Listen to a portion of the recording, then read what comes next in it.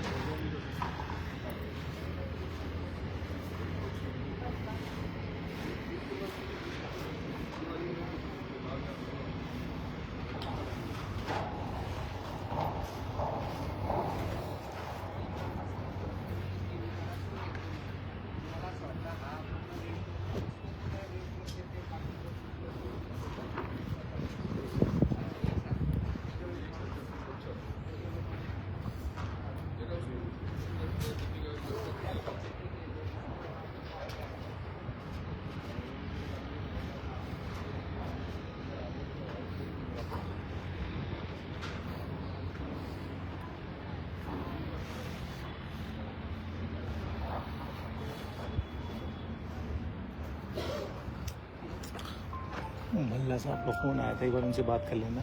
हाँ रूम वही बुक हो जाएगा क्या? रूम भी और कुछ सब्जी उब्जी के लिए। हेलो, हाँ नमस्कार। आ रहा मैं उधर ही हाँ आ रहा हूँ, एक 15 मिनट में आ रही चलिए अपना एक स्टेप ही है तो आ रहा हूँ, काम पे लगा तो आ रहा हूँ।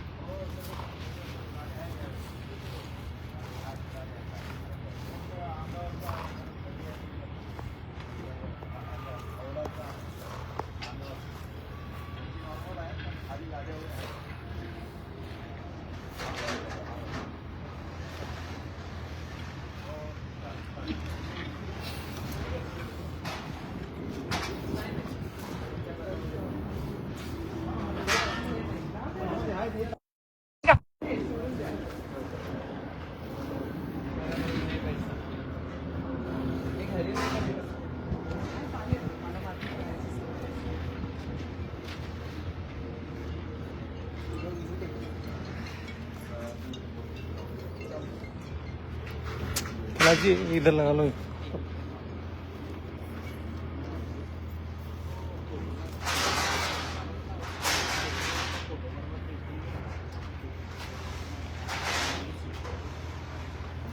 इधर लगा लो।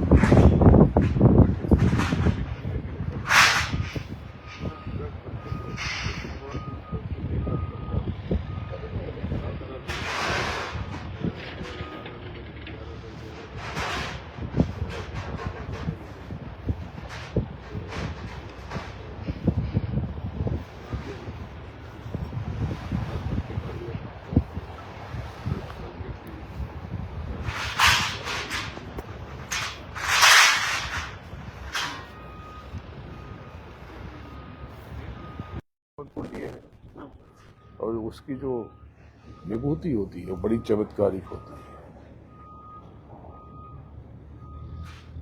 तो आपसे बात करता हूँ थोड़ा सा, जरा प्रार्थना कर लो 2 मिनट छोटी सी। हाँ बैठो बैठो बैठो।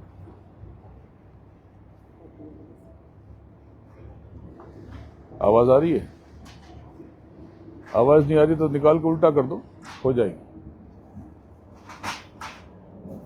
देखो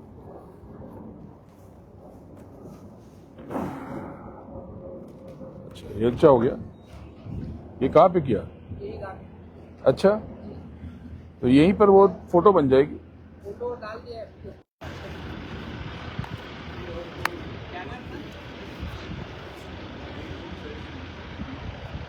तो वो लोगों को ले जाने के लिए जरूरत पड़ती है, बन जाएगा। ये यहीं प्रिंट हो जाएगा। तो सब तो यहीं पे है।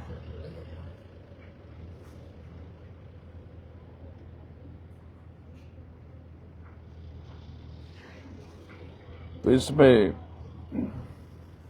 ये जो कुंड है चौकोर, सब उन्नति के लिए। और ये वाला कुंड जो चुनाव जिनको लड़ना हो, वाद विवाद हो, अभी यहाँ पे इलेक्शन आ गया कॉर्पोरेशन का, तो ये सारे यहाँ पर आ जाएंगे और यहीं पे गर्दी करेंगे। लेकिन साथ में कोई किसी का केस चल रहा हो, कानूनी समस्या हो, तो ये कुंड अच्छा है। और जो विविधताकार है, ये घर परिवार समाज में सौहार्द बना रहे, देश में शांति हो, परिवार में शांति हो, कुल कुटुंब में शांति हो। तो ये वृत्ताकार, राउंड, गोलाकार, और ये इससे मानसिक शीतलता भी आती है। तो जो अर्धचंद्राकार है, और जिसको मन बहुत बेचैन होता है, असंतोष होता है, कोई ऊपरी कोई कष्ट है, मन उदास रहता है, रोने की इच्छा होती है, तो वो अर्धचंद्राकार। षटकोणी, ये कोई जटिल समस्या जिसके जीवन में, कठिन समस्याएं आ गई हैं, उसका हल नहीं निकल रहा और शत्रु बहुत है, षटकर्म बहुत हो रहा, तो वो षटकोणी है। कोई ऊपरी क्रियाकलाप चल रहे हैं तो षटकोणी, षटकर्म को उनका नाश करने वाला। अष्टकोणी जिसकी हेल्थ इश्यूज रहते हैं, जिसको बीमारी है बहुत लंबे समय से और दीर्घायु के लिए, एनर्जी के लिए, शरीर में थकान रहती है, उदासी मतलब शक्तिहीनता रहती है, तो वो अष्टकोणी है। और ये जो हृदय, ये प्रेम, सृजन, संतान नहीं हो रही या एबॉर्ट हो जाता है, गिर जाता है, या कोई इन्फेक्शन है, तो संतान उत्पत्ति के जो भी समस्या आ रही या दाम्पत्य जीवन में दिक्कत आ रही है, उसके लिए हृदय। और ये पद्म कुंड ये व्यापारियों के लिए, ये नौकरी वालों के काम का नहीं है। ये छोटे आदमी को लाभ नहीं होगा, लेकिन जो बड़ा आदमी है उसे बहुत बड़ा बन जाएगा। ये पद्म का बड़ा कारोबारी है तो छोटा कारोबारी तो बड़ा कारोबारी हो जाएगा। 100 कोटि का 100 करोड़ का धंधा है तो 1000 कोटि हो जाएगा। लेकिन शर्त ये है कि जो भी कमाई हो, कमाई बढ़ जाए तो उसका एक छोटा हिस्सा 10%, 20% कमाई में वो अच्छे काम में परमार्थ में खर्च करे, तो बहुत तेजी से बढ़ जाएंगे। तो बोलो जय गुरुदेव। चलो जय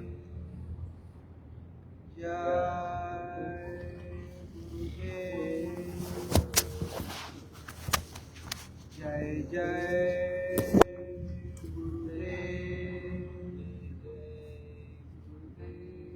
सद्गुरु श्री दयाल की जय। सद्गुरु श्री दयाल की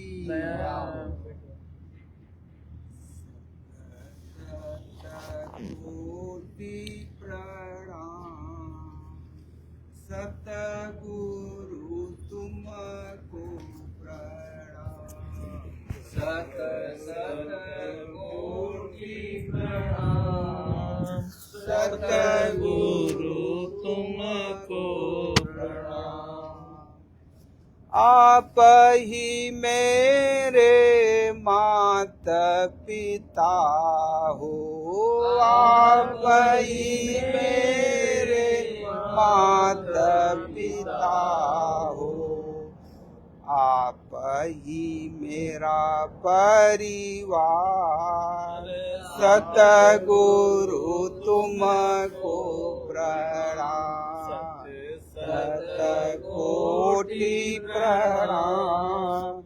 सतगुरु तुमको प्रणाम। आप ही मेरे माता ही देवा। आप ही देवी। आप ही देवा। आप ही सूरज चांद। सतगुरु तुमको प्रणाम। आप ही सूरज चांद। सतगुरु तुमको प्रणाम। सत सत कोटि प्रणाम। सतगुरु तुमको प्रणाम। आप ही ब्रह्मा। आप ही विष्णु। आप ही ब्रह्मा। आप ही विष्णु। आप ही भोले भगवान। सद्गुरु तुमको प्रणाम। सत सत कोटि प्रणाम। सतगुरु तुमको प्रणाम। आप अखंड है। आप अनादि। आप अखंड है। आप अनादि। आप ही पूर्ण ब्रह्म सद्गुरु तुमको प्रणाम। आप ही पूर्ण ब्रह्म सद्गुरु तुमको प्रणाम। सत सत कोटि प्रणाम सद्गुरु तुमको प्रणाम। हमको घर पहुँचाना गुरु जी, हमको घर पहुँचाना गुरु जी। यही है तुम्हारा सुंदर काम सद्गुरु तुमको प्रणाम। सत सत कोटि प्रणाम सद्गुरु तुमको प्रणाम। कलयुग में जय गुरुदेव नाम बड़ा है। कलयुग में गुरुदेव नाम बड़ा है। सुमिर सुमिर उतरो पार सतगुरु तुमको प्रणाम। सत सत कोटि प्रणाम सतगुरु तुमको प्रणाम। जय गुरुदेव जय गुरुदेव जय गुरुदेव जय गुरुदेव। बोलो जय गुरुदेव जय जय गुरुदेव जय गुरुदेव। नाम किसका? प्रभु का। जय गुरुदेव नाम किसका? प्रभु का। परम पूज्य गुरु महाराज के पावन चरणों में नमन करता हूँ और आप सबको प्रणाम करता हूँ। पवित्र जीवात्मा, अब ये साकेत महायज्ञ इस बरस का अब आरंभ होने की कगार पर है। आज 20 तारीख है।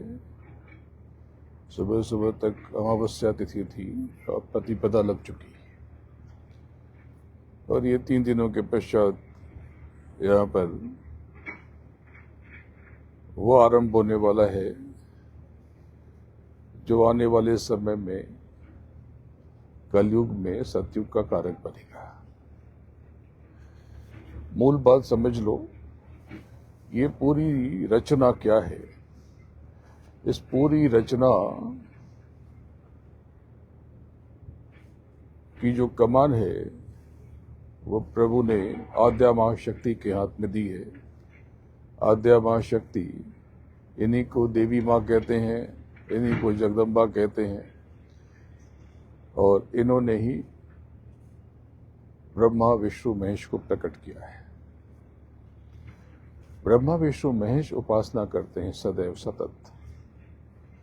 वो किसकी उपासना करते हैं? उनकी माँ ने उनके पिता का परिचय बोध कराया और वो अंतर में अपने पिता यानी समय पुरुष अर्थात ईश्वर की उपासना में लीन है। ब्रह्मा, इनको इस्लाम में नासूत कहते हैं। विष्णु, इनको इस्लामिक मान्यताएं मलकूट कहती हैं और शंकर, इनको इस्लाम में जबरूद कहते हैं। तो वहाँ पर भी इनका जिक्र है।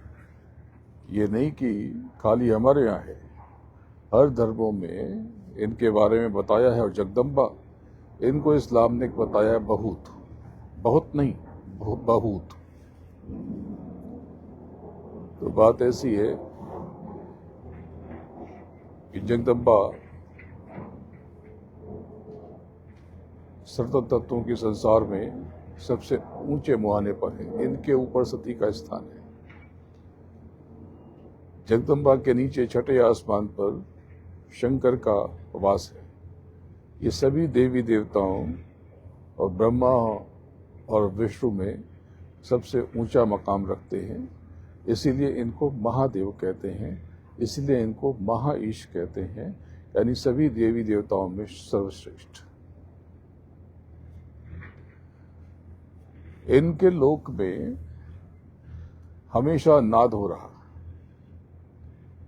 हमेशा संग और हम, ये मूल स्वर हैं, लेकिन इसमें और भी स्वर हैं, जुंग और सा।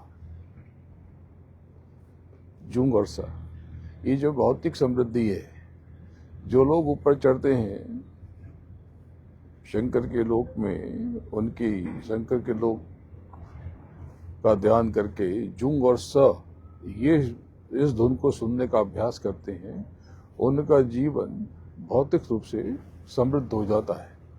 तो क्या केवल मंत्र सुनने से या नाम सुनने से जीवन बदल जाता है?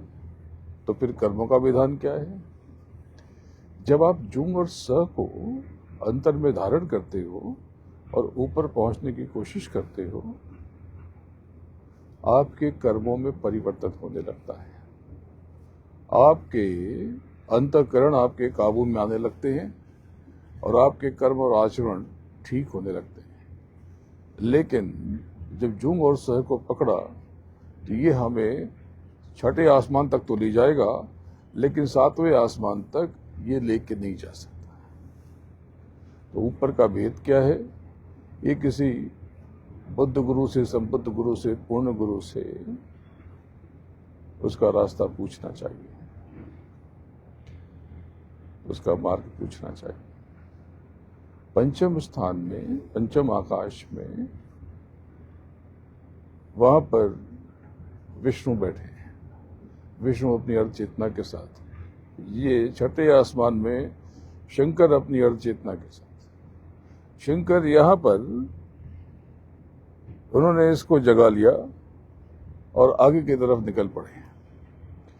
तो इसलिए आपने देखा होगा कि ब्रह्मा की तीसरी आंख नहीं खुली हुई देखते आप विष्णु की तीसरी आंख खुली हुई नहीं देखते, लेकिन जो चित्र बनाते हो उसमें शंकर की तीसरी आंख आपको जागृत दिखाई पड़ती है। इसीलिए इनको महाईश कहते हैं।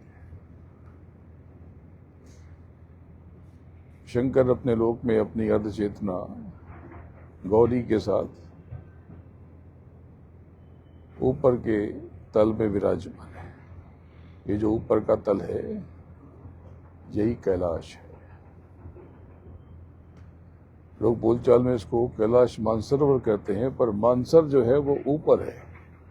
मानसर एकादश द्वार पे है, जिसको एकादशी करना कहते हैं। ये दरअसल अंतर में एकादश द्वार की चढ़ाई थी, लेकिन ऋषि मुनि जब चले गए और जब बंद आंख वाले गुरु आए, उनको तो पता नहीं था।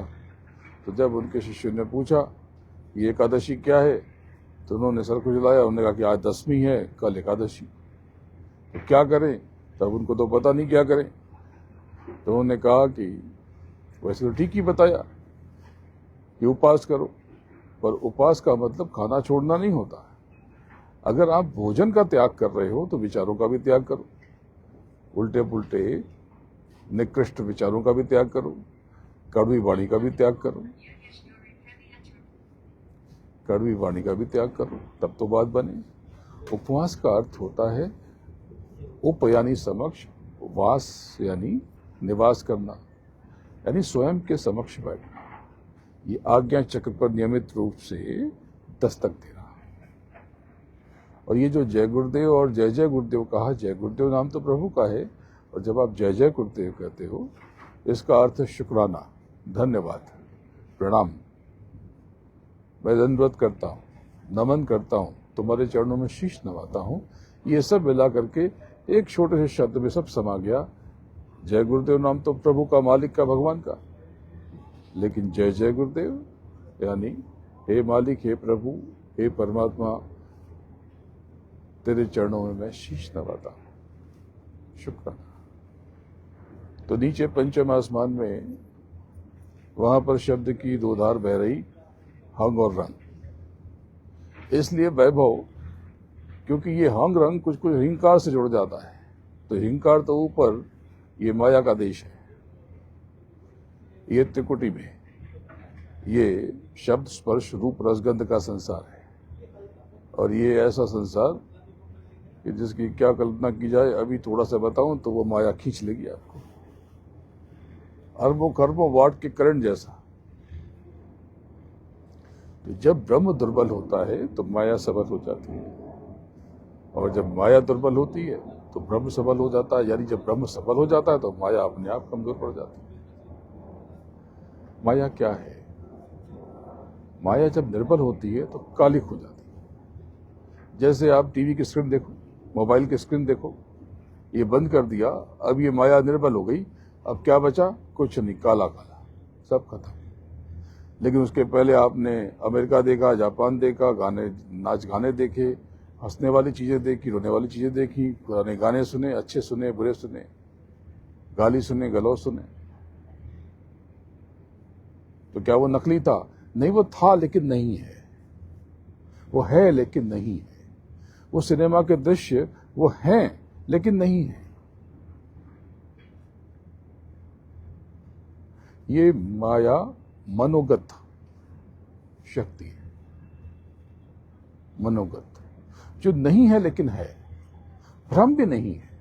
आपने गाना सुना अभी ये स्क्रीन पर, तो गाना तो असली था, आपके कानों में आवाज आई और गाने के जो बोल थे उसका असर हुआ। यानी आप दुखी हुए, खुश हुए, आप नाचे गाए। अभी यहाँ पे बजने लगे धूम धूम धूम, तो ऐसे ऐसे होने लगोगे। लेकिन वो बंद होते ही कहाँ गया? पता नहीं कहाँ गया। वो था कि नहीं था, है कि नहीं है? वो है लेकिन मनोगत है, मनोगत है। तो ये बहुत बड़ा भेद, इसको और गहराई में समझना पड़ेगा। जब आप साधना में उतरोगे तब समझ पाओगे। मनोगत है यानी है और होकर के भी नहीं है। इसलिए महापुरुषों ने माया की जल्दी साधना नहीं कराई। और माया को हासिल भी कर लोगे तो माया फिर खत्म हो जाएगी। जैसे ही माया निर्बल हुई, काली काली भयानक हो जाएगी। ये जो माया है, ये महामाया,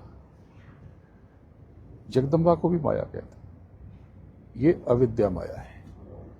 यहां पर जो प्रभाव है वो महामाया का नहीं है, वो अविद्या माया है। तो ब्रह्मा का लोक ये चौथे आसमान में, यहाँ पर ब्रह्मा अपनी अर्ध चेतना अर्धांगिनी सावित्री के साथ विराजमान है। तो बात ऐसी है, ये साकेत महायज्ञ क्या है? ये साकेत महायज्ञ ये कर्म है। जैसे आप कर्म करते हो, कर्म कांड का हिस्सा है। तो सुबह उठते हो, गाली करते हो, गलौज करते हो, अच्छा बोलते हो, बुरा बोलते हो, शुभ बोलते हो, अशुभ बोलते हो, चीखते चिल्लाते हो, मीठे शब्द बोलते हो, कड़वे शब्द बोलते हो। ये सब कुछ कर्म है। इसी प्रकार से इस आहुति में सुबह सुबह आप जिनके पास गाय है, गाय को भोजन कराते हैं। लोग कबूतर को दाना देते हैं, पक्षियों को दाना देते हैं। घर में देवियां, महिलाएं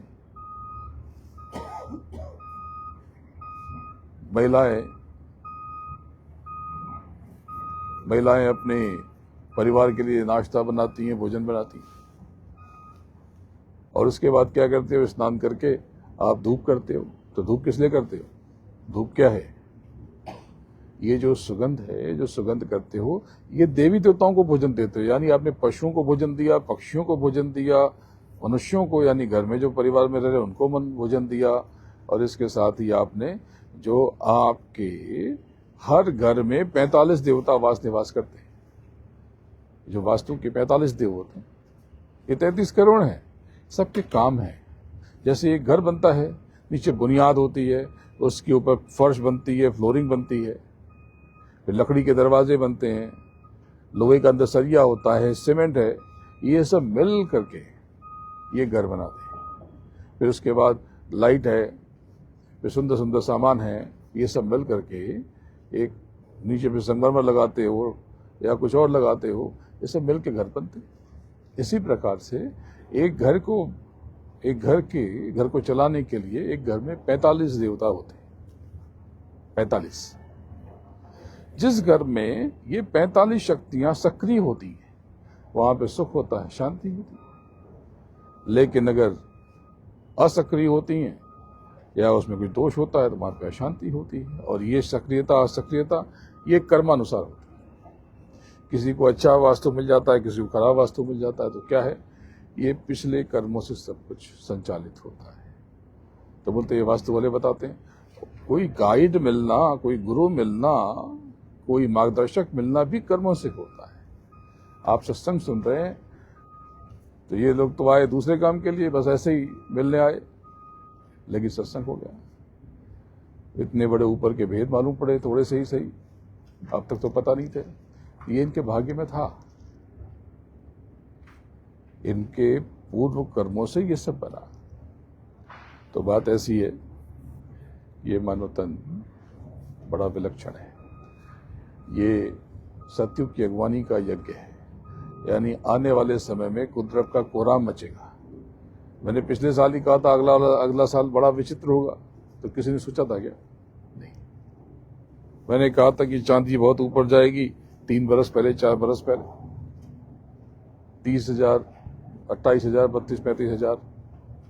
बहुत लोगों ने, बहुत से प्रेमियों ने ली, लेकिन वो बेच दी, पूछा नहीं मुझसे। अब कह रहे अब क्या करूं? अरे अब मैं क्या बताऊं? तो आने वाले समय में तांबे का दाम बहुत बढ़ेगा, कॉपर, इसमें बहुत तेजी आएगी। और आने वाले 2-4 सालों में रियल एस्टेट में बहुत बड़ी गिरावट आएगी। लेकिन अभी इस बरस तो चलेगा, और आने वाले समय में 2-4 सालों में शेयर बाजार में बहुत बड़ी गिरावट का पहला सूत्रपात ये दिवाली के बाद से शुरू हो सकता है। अक्टूबर के अंत से नवंबर लगते ही, नवंबर दिसंबर अगला जो यज्ञ होगा, तो वहां से तैयारी शुरू हो जाएगी। लेकिन आगे कभी गिर जाएगा, तुरंत नहीं, थोड़ा मोड़ा गिर भी सकता है। तो बात ऐसी है, आप अपने कर्मों पर नियंत्रण रखो, किसी को बुरा मत समझो। जिसने आपका बुरा किया उसको भी माफ करो, आगे बढ़ो, भूल जाओ। क्योंकि जब आप उसको बद्दुआ दोगे, चिढ़ोगे, गाली दोगे, आप नया पाप कर रहे हो। आप उसके लिए प्रार्थना करना, जब भी आप धूप दीप जलाना, अपनी पूजा पद्धति में इबादत करना, साधना करना, साधन भजन करना, ध्यान में बैठना, तो आप पहले तो शुक्राना करना सदगुरु का, प्रभु का, माता पिता का, अपने परिजनों का, पति का, पत्नी का, बच्चों का, सबका शुक्राना, थैंक यू। और उसके बाद पूरे संसार में सुख शांति की कामना करना। तो तुम्हारे सुख शांति की कामना करने से संसार में सुख शांति आएगी? नहीं आएगी। फिर ये जो हम कामना करेंगे सुख शांति की, हमारे जीवन में सुख शांति आएगी, यानी शुरुआत हमसे होगी। अगर आपने कहा कि भगवान उसको दंड देना, उसको छोड़ना मत, उसने मेरा बहुत बुरा किया है, तो वो तो छोड़ो, उसने जो किया है तत्काल उसी क्षण तय हो गया कि उसको इसका दंड कितना मिलेगा।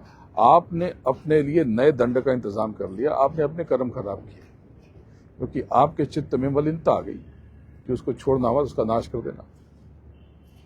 ये जो षटकर्म होते हैं, दूसरों को बदला लेने वाले कर्म होते हैं, जो करते हैं देखो कितनी खराब मौत होती है, और जो करवाते हैं वो क्या राजा बन जाते हैं, वो खुद तंग हो जाते हैं। ये कामना करना ही किसी का बुरा हो जाए, ये बहुत बड़ा पाप है। और कोई आपके ऊपर करे तो चिंता मत करना, अगर आपके कर्म शुद्ध हैं तो आपका कुछ नहीं होगा तभी जब आपके पिछले कर्मों में मलिनता रही और अभी के कर्मों में परेशानी है। लेकिन आपके कर्म शुद्ध हैं, आचरण शुद्ध हैं, तो कुछ नहीं।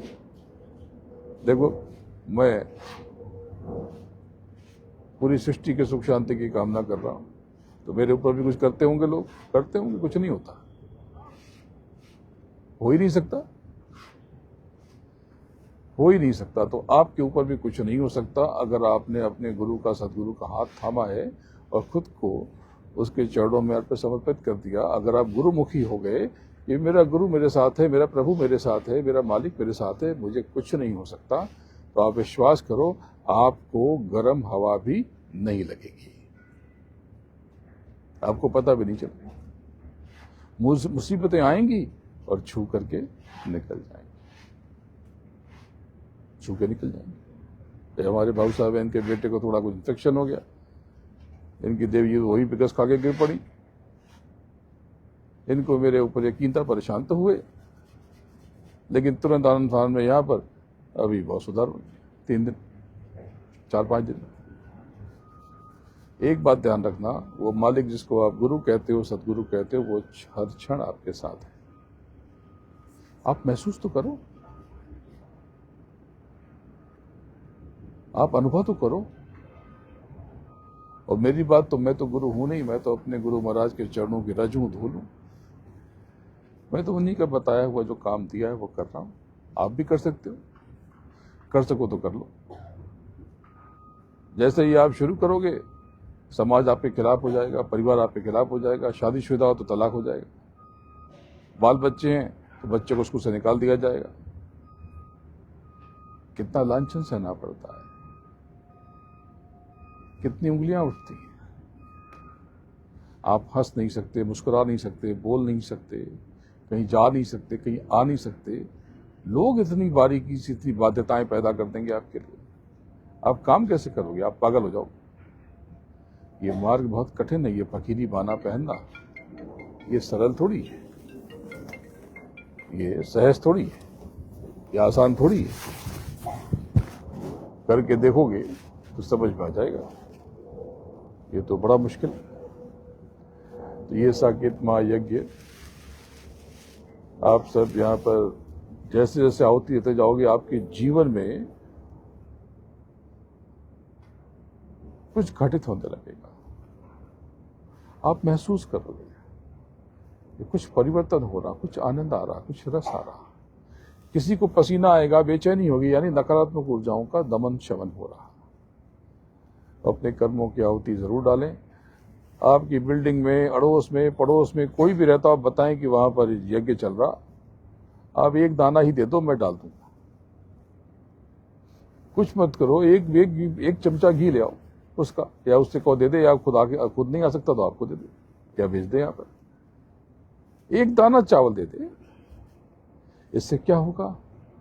एक दाने से उसको तो 100 ही दाने मिलेंगे, 10 दाने मिलेंगे, बड़ा फायदा नहीं होगा, लेकिन खाता खुल जाएगा। उसके जीवन में जरा भी परिवर्तन आया तो वो शुभ कर्म का खाता आपका खुला ना। इसलिए सबको बताओ और सबको प्रेरित करो। कोई आना चाहे आए, ना आना चाहे ना आए। आप कहोगे मैं जाने वाला हूं, जाने वाली हूं, एक जरा सा कुछ नहीं तो एक मुट्ठी चावल दे दो, ये तो दे सकता है कोई भी। बोले मैं नहीं आऊंगी, मैं नहीं आऊंगा, और कोई बात नहीं, कुछ 10 का नोट दे दो, 1 रुपया दे दो। 1 रुपए में कुछ तो आएगा नहीं, लेकिन इतना से एक चुटकी भी आया तो खाता खुल गया। हमें किसी का धन नहीं चाहिए, हमें किसी से सहयोग राशि नहीं चाहिए। मैंने पहले ऐलान कर दिया कि अगर आप ये सोचते हो कि इस यज्ञ में सहयोग कर देंगे तो कृपा करके मत करना। जिसने अपने यज्ञ की भूमिका बनाई है, तैयारी की है, वो खुद ही सब कुछ कर लेगा। यज्ञ उसका है तो व्यवस्था भी वही कर रहा। लेकिन हाँ, आप ये चाहते हो कि हम अपने कर्मों की आहुति दे लें तो जरूर करना, पूरे सामर्थ्य से करना।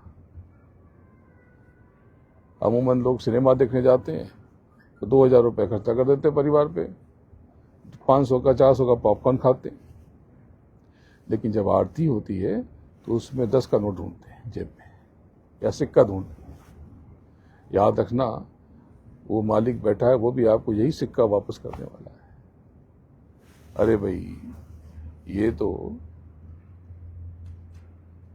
कर्मों की आहुति है, इसमें तो बढ़ चढ़ करके पूरे सामर्थ्य से, पूरी क्षमता से, पूरी शक्ति से सहयोग करना चाहिए। मैं हमेशा कहता हूं कि सेवा का मौका है तो कर्जा लेके सेवा करना, आप माला माल हो जाएंगे। आजमा के तो देखो,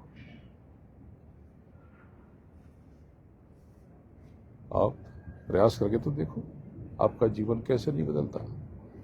और आप विजय पाना चाहते हो संसार में, इस जगत में, सबके विजय की कामना करो और बस इस मालिक से कोई सबकी विजय हो। नहीं हमारी विजय हो, बाकी सब हार जाएं, कुछ नहीं।